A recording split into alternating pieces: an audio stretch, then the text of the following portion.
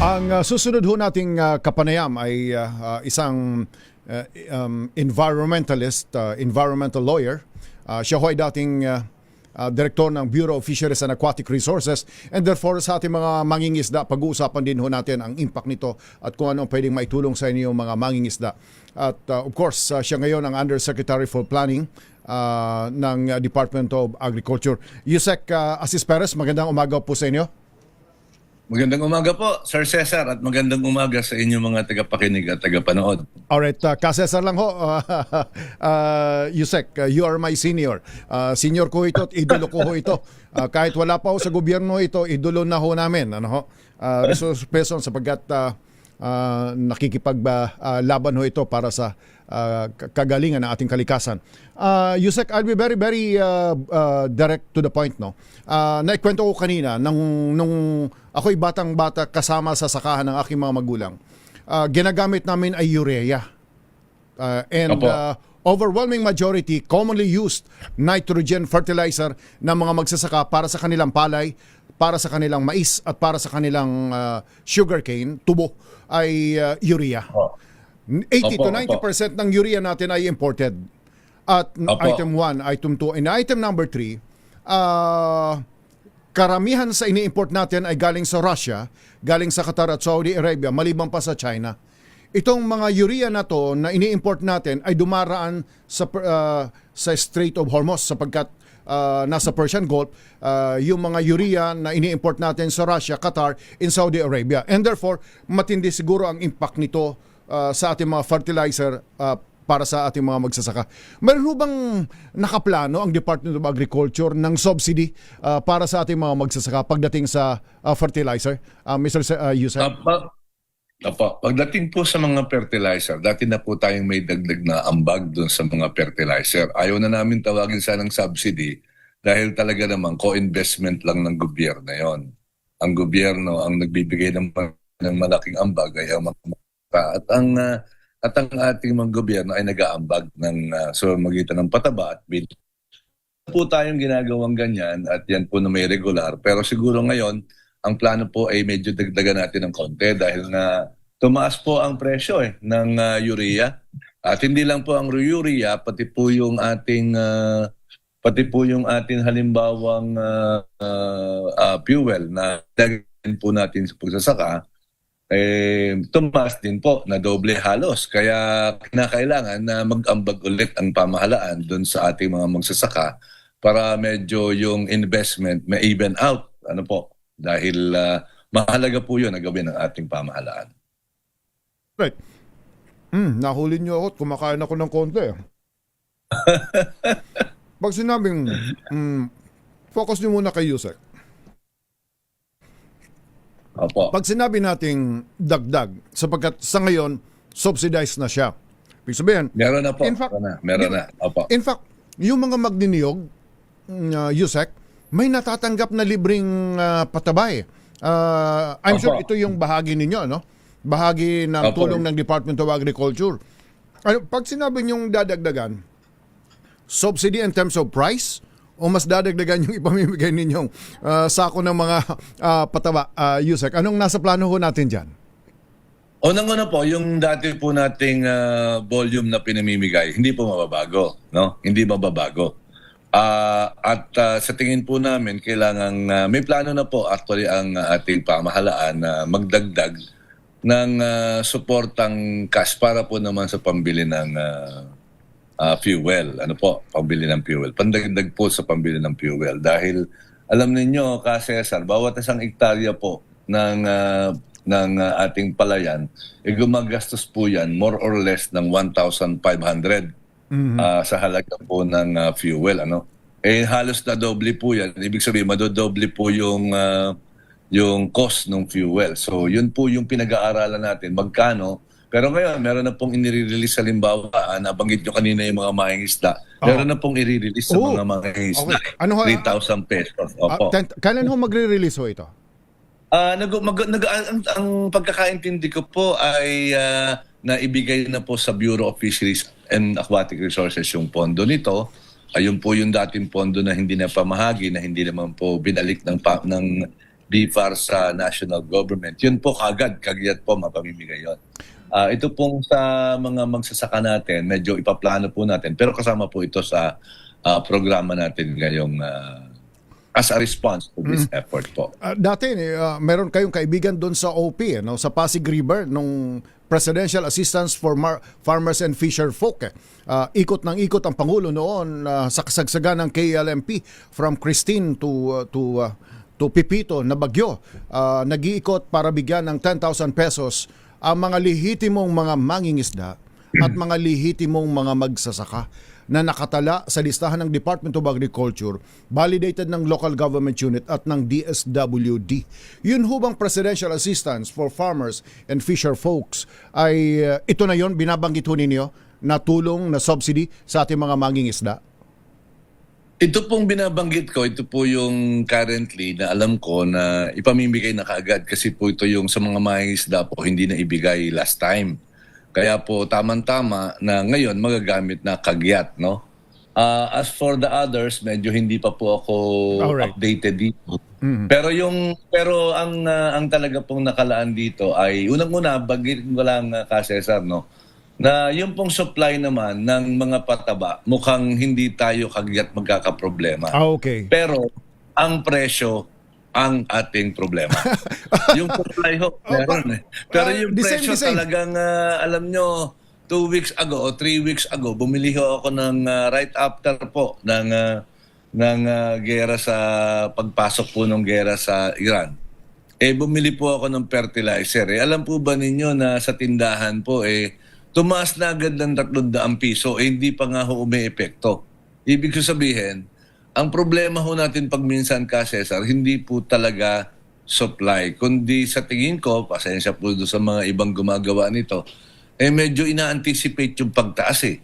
Hindi pa dapat tumaas, pinataasan na kagad. So, yung supply, medyo meron tayo, pero yung presyo ang magiging siguro kailangan nating aminin, talaga pong matataasan yan. Dito namin namimiss si Joe Concepcion, dating Secretary ng Department of Trade and Industry. Dito namin namimiss si Mon Lopez, dating Secretary ng Department of Trade and Industry.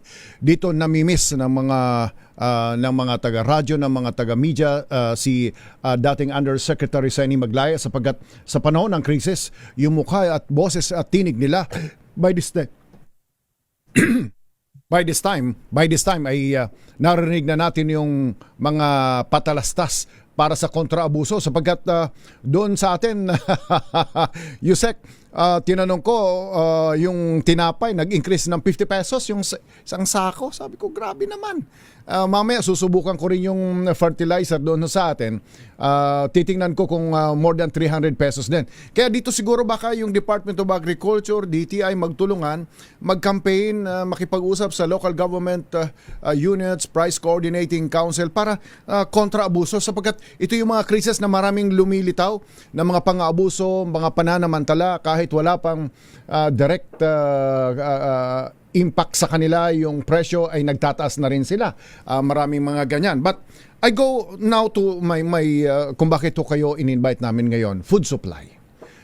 Pagkain. Kumusta ang pagkain natin ngayon? No? Sapagkat maliwanag na may subsidy ang pamahalaan, fuel. Maliban sa fuel subsidy para sa mga magsasaka, pati na sa pataba at iba pa. No? Maliwanag na yan. Naro-roll out na yan. Pero yung food supply, pagkain, kumusta ho ang pagkain sitwasyon sa Pilipinas sa ngayon? Well, sa ngayon, maganda naman yung kalagayan. Ang tinitingnan natin. Pero aminin natin, Cesar, na medyo kasi ang Pilipinas sa maraming bagay, mula sa bigas, of course, yung ating mais, yung ating manok, yung part ng ating baboy, ini-import pa natin. Pero matatag yung supply. Dahil nga tumama naman itong krisis na ito sa panahon ng anihan. No? Nag-aani tayo ng palay. Kaya yung ibang mga lugar ay patapos na, yung iba ay nag-uumpisa pa lang. Kami nagtapos na. Marami tayong supply. Meron tayong sapat na supply ng palay and therefore yung bigas natin hindi tayo mamamrobile in the next 2 to 3 months. No? Ang sunod, yung baboy. Yung baboy, base sa projection namin, meron tayong available supply na 20 days doon sa projection namin. Pero ibig sabihin lang naman noon, based on standing inventory, hindi naman bumababa siya ng 20 days. So year in year out naman nadadagdagan niya, so maganda pa rin ang presyo pero ang supply. Pero alam mo, tumaas ng 30 pesos ang presyo ng baboy. Nagpo 400 na ulit. At yung manok naman medyo matatag yung presyo pero hindi masyadong tumataas yung presyo ng manok. At pero surprisingly again, maganda ang presyo ng tilapia. Ang farm gate ng tilapia ngayon sa Taal is 80 pesos. So dami ng isda natin dahil maganda yung panahon. At medyo yung presyo ng isda hindi masyadong mataas, bumaba ng konti dahil nga maganda ang panahon, nakakapanghuli ang ating mga maing isda. Kaya as ang epekto nito, yung supply ng tilapia natin medyo tumumal kaya medyo mumura ngayon yung tilapia. Ibig sabihin, meron tayong abundant supply of protein pagdating manggagaling naman yan sa dagat. At yun naman ang natural cycle na pag panahon ng tag-araw, magre-relate tayo sa dagat kasi nga nakakapangisda yung ating mga mangingisda. At pag panahon naman ng medyo masama na yung panahon, doon naman tayo mag-shift sa mga karne. Kaya nga meron tayong variety ng pagkain. So more or less, sabihin ko sa iyo, pwede kong sabihin na matatag ang supply. Pero again, may impact yung lahat na nangyayaring ito sa presyo. Okay, so ngayong tag-araw, malapit na yung simula ng pag-aayuno, malapit na yung mahal na araw. Okay ang isda natin. Okay na ang tilapia ho natin. Okay. 20 pesos lang. Medyo base sa information ko sa Taal, pwede silang magdagdag ng 100 tons of production a day. Ang ibig sabihin ng production huli, pag-ani. Tama ho ba yan? Dagdag doon sa current. Current. Kung ano yung current na inaakyat nila, pwede pa silang magdagdag ng 100 tons a day. Gaano ba kadependent ang Metro Manila pagdating sa aquaculture? Mga isda na naka-cage o nasa halimbawa yung sa Pangasinan, yung mga bangus. Gaano kadependent yung Metro Manila sa mga lugar na ito? Siyempre, ang Metro Manila halos wala namang production yan. Ang pinanggagalingan lang ng isda niyan is either Pangasinan, Palawan, at saka itong Batangas area at saka Laguna Lake.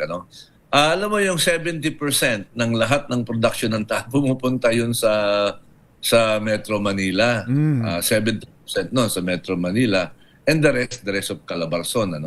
Pero yun nga, dun pa lang, kaya all indicate point to the fact that medyo maganda yung ani. At saka nag-close season tayo ng hanggang February 15 sa Palawan. Bukas na ngayon ng Palawan Diyan ang gagaling ang almost 80% ng galunggong na dinadala sa Maynila, lahat ng small pelagics.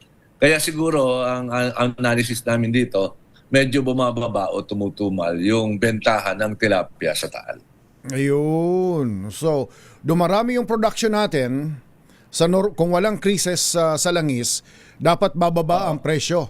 Dapat dumarami, abundant tayo. Kaya lang, mayroon tayong transportation and logistic cost, hindi ba? Na problema. So medyo parang na-offset. Tama ho ba ang understanding ko rito? Kung ano man yung impact ng oil price increase, na-offset doon sa pagdami naman ng produksyon ng huli natin. Yes. So hindi natin masyadong mararamdaman. Tama ho ba? Pwede na tayo makatulog. Halos may epekto pero hindi masyadong ramdam kung tutuusin. Dahil nga na-offset ng mataas na produksyon dahil maganda yung panahon Imagine kung ngayon halimbawa masama yung panahon tapos mahal pa yung fuel mo. Ibig sabihin, kung konti yung mahuli, di lalong mamahal. Kaya medyo nabalanse naman at amin natin talagang may impact. Ang gerang ito sa Middle East at lahat ng buong mundo naman apektado. Pero kagandahan nito, medyo ang timing niya, hindi masyadong masama sa Pilipinas. Kung tumama ito halimbawa ng Hulyo, at talagang mahihirapan tayo dahil wala tayong supply ng isda. Pagkatapos mahal pa yung fuel, mahihirapan tayo pagdating sa protein source. At bukod pa doon, dahil ngayon ay panahon nga ng anihan, hindi tayo masyadong namomroblema sa supply ng bigas, Kaya pero kailangan paghandaan natin yung next season. Alright. Kasi yung tama nitong yung tama kasi nitong pagtaas ng lahat ng ito ay sa next season ito. Ang tama. Okay. So maliwanag ho yun. May katatagan ang supply sa agricultural products, especially halimbawa bigas, may supply tayo hanggang June, matatag tayo.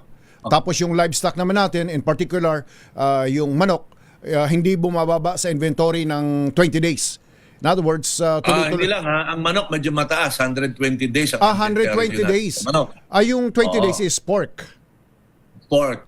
Yung Ayun. medyo mahina ng konti. Oo. Bawas-bawas muna tayo sa karning baboy siguro. Finally, Attorney Asis, Yusek Asis, mulat ka na ho ba noong 1973 oil crisis? 1973 siguro, na grade school ka na noon o wala ka pa? Hindi ka. Grade school na grade ako. school ka na. Grade school na. Okay. Paano ba tayo nag-survive noon? Tayo mga magsasaka. Paano tayo nag-survive noong mga panahon na yon? Kasi naman noon, Cesar, tandaan mo, kalabaw pa gamit natin noon. Parang yung kalabaw. Kalabaw talaga. Pangalawa, ang pangalawa naman noon, hindi masyado nagamit ng abono dahil maganda pa yung lupa. Correct. Di ba? Pagkatapos, hindi naman tayo masyado nag-ahabol na masyadong madaming ani sapagkat, yun nga, kasyang-kasya yung ating produksyon dahil kukunti pa rin ang tao natin. Pero ito yung mga realization ko. Halimbawa ngayon, yung presyo, halimbawa ng palay ngayon, ngayong panahon ito, and I can be medyo updated ako dito, 22.50 ang average price ng palay. Maganda itong presyong ito. Fresh ito medyo kumikita yung magsasaka dito at sa tingin ko, because of these prices, medyo inspired magtanim. 22 ha? 22. Sapagkat yung karaniwang naririnig ko natin, 14. Medyo maswerte ka na. 15. 17. Swerteng-swerte mo na.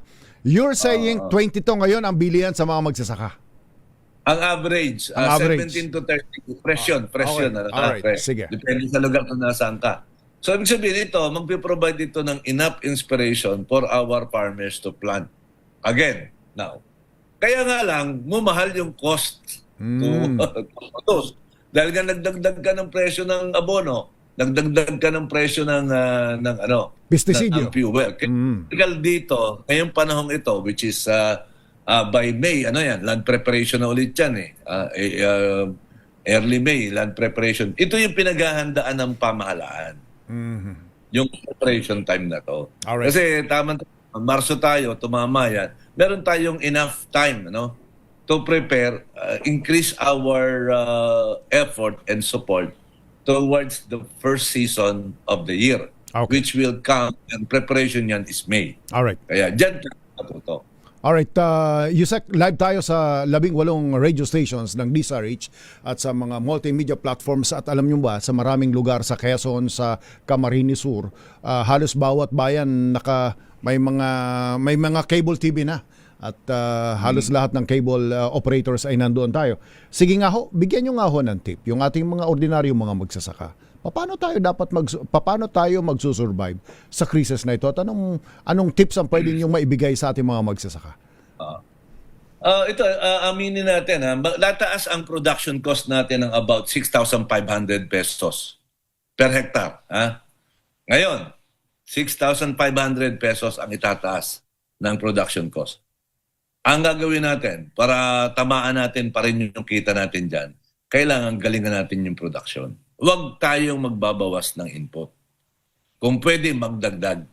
Kasi, ang mangyayari niyang Cesar, at ito, kailangan magtulong-tulong ang sambayan ng Pilipino, lalong-lalo na ang ating mga magsasaka. Tutulong-tulong tayo lahat. Tumulong din ang local government. Kung pwede, madagdagan natin ng agricultural inputs ang ating mga farmer. Kahit tigit-tigis ang dagdag na abono lang, kung pwede. Hindi sapat yung investment ng national government dyan. Dapat dumagdag ang bawat local government ng tigit-tigis man lang sako. Mga tigto 2,000 pesos. Dagdagan na natin para dumami yung ani natin. Kasi nga, hindi din tayo pwedeng mag-rely ngayon sa ibang bansa dahil nangyari na yan. Halimbawa, 2 years ago, 3 years ago, yung India nag-ban ng export ng rice. So ang dapat natin gawin, ngayong panahong ito, pataasin natin yung ani. Magdagdag tayo ng input. May mga lugar kasi tayo, Cesar, na pinaamoy lamang ng abono ang palay eh. Ha? Parang nakikita ko ang sarili ko nung mga panahon eh. Alam niyo yung knee-jerk reaction, yung nagiging automatic reaction ng mga magsasaka sa panahon ng krisis. Magbawas ng fertilizer. Babawasin yung input. Oo, alam niyo naman yung reality, Yusek, di ba? Yung fertilizer, inuutang mo yan sa komprador. Yung nasa poblasyon, di ba?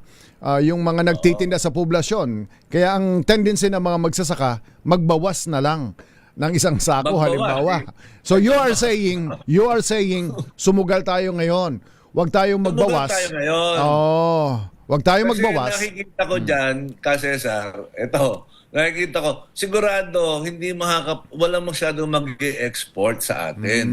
Gustuhin man natin, malamang wala tayong makukuha. Tama. Kasi bawat bansa, aalalahanin niya yung sarili niyang bayan. Okay. Alright. Sige. Kaya kailangan natin ng maraming ani. Tama. Very nice tip. Maganda ho yung tip ho ninyo. At you're actually addressed parang the elephant in the room sa bawat bahay. Sa bawat bahay ho ngayon ng mga magsasaka, ang tendency ay magbawas ng fertilizer sapagkat mahal ito eh. Pero ang sinasabi ni Yusek Perez, wag. Total tataas ang production, tumataas ang presyo ngayon ng bigas. And at the same time, may panawagan, pwede ba?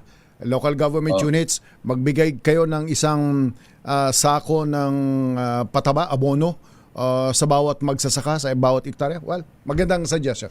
Yusek, maraming salamat ho. Magandang umaga ho sa inyo. Maraming salamat, Sir Cesar. Maraming salamat sa pagkakataon.